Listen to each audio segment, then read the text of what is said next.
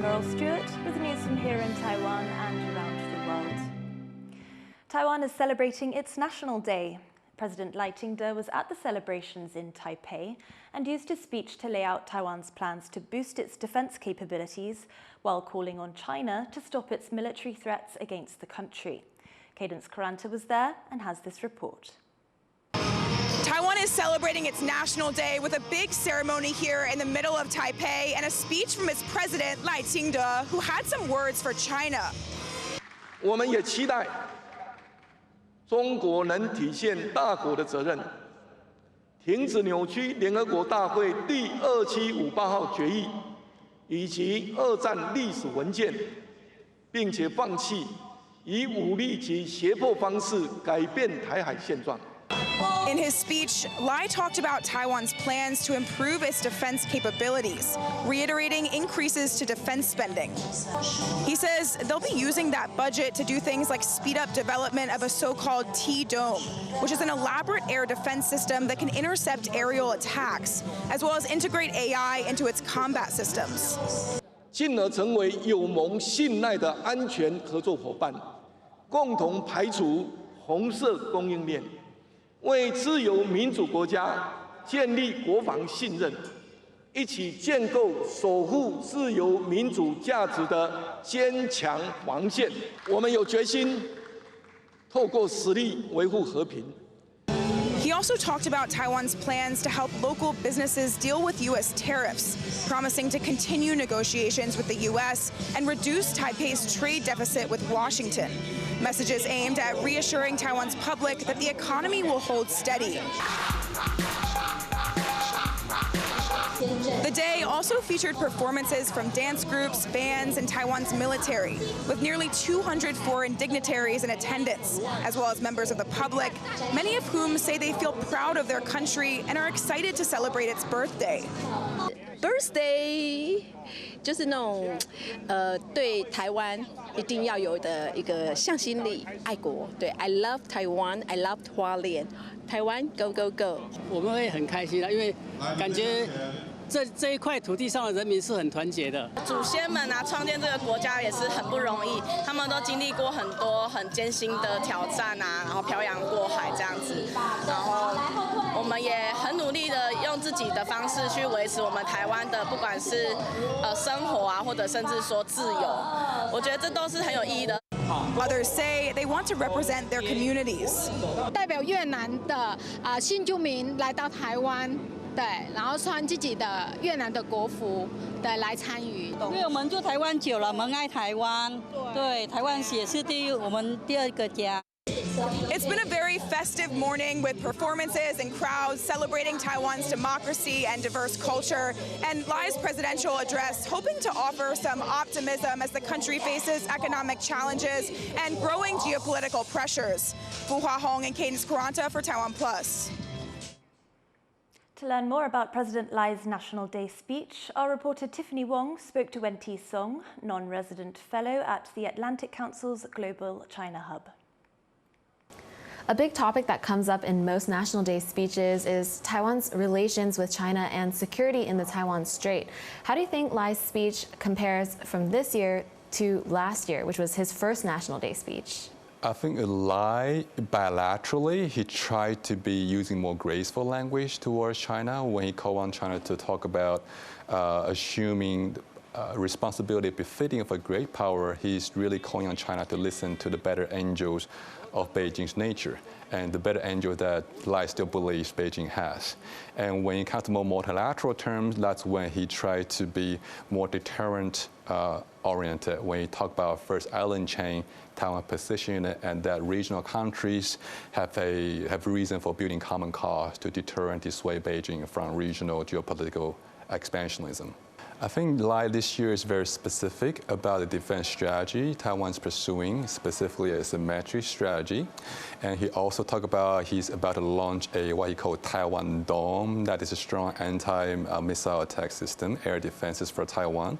He talked about building more collaboration with the defense sectors, of other advanced nations who are most likely like-minded partners who share Taiwan's democratic values, so that together they can pursue a joint non-red supply chain, especially when it comes to defense sectors.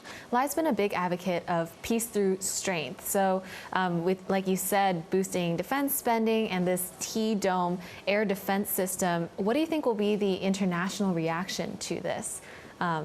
With like-minded partners, but also with China? I think the international community is going to feel very encouraged. They're going to have more confidence in Taiwan's commitment to its own defense.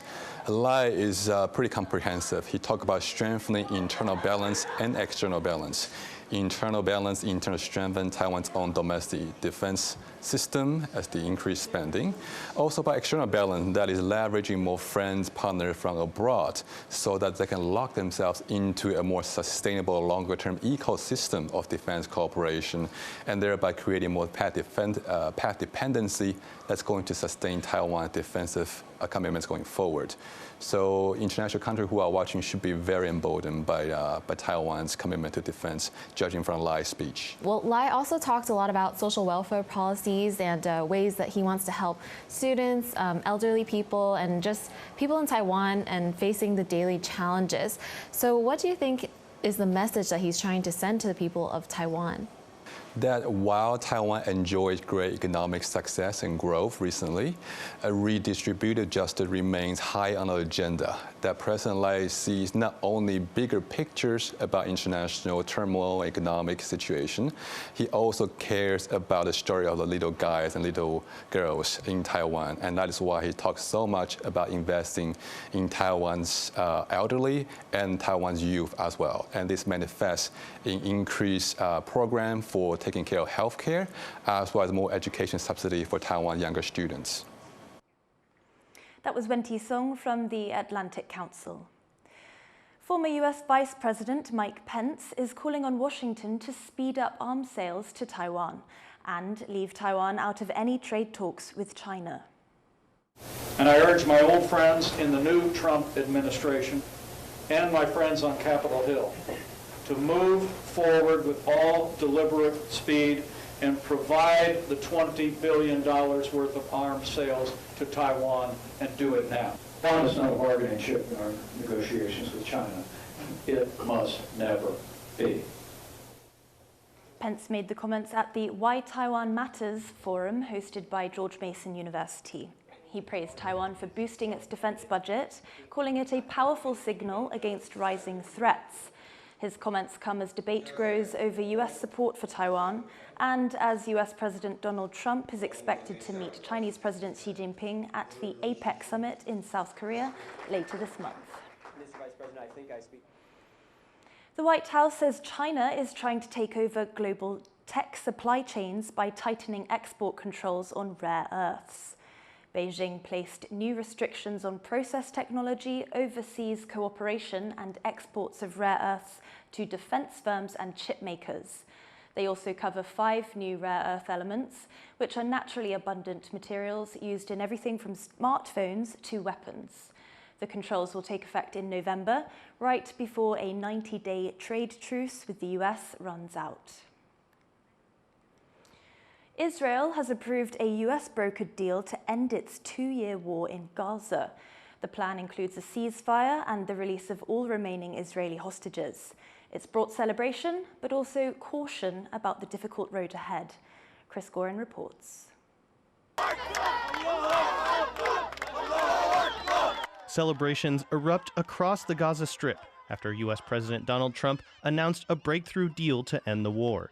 The conflict has left more than 67,000 Palestinians dead since it began, as a response to a Hamas attack that killed 1,200 Israelis on October 7, 2023.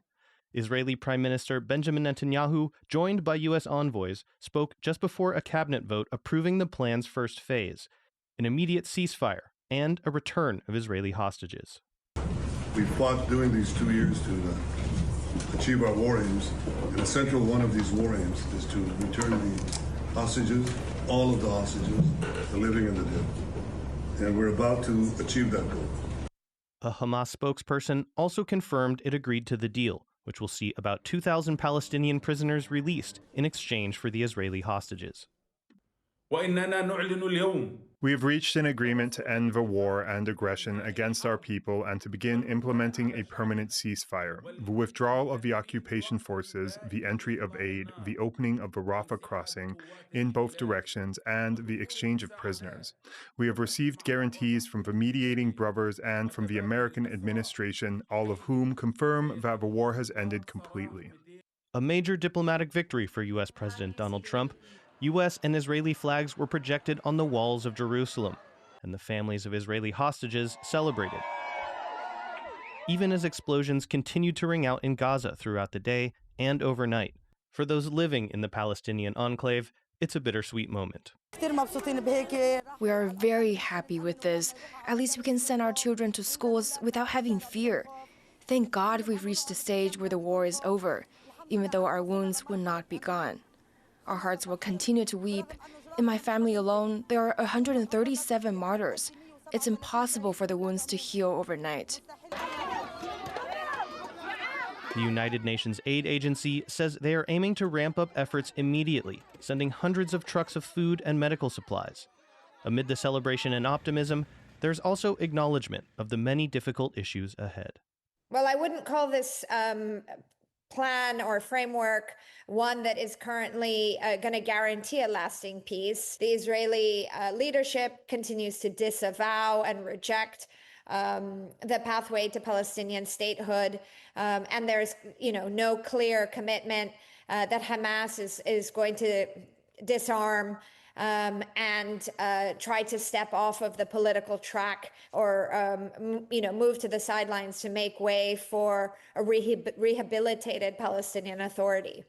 U.S. officials say they will deploy up to 200 troops to Israel as part of a task force to support stabilization, but that no American forces will enter Gaza.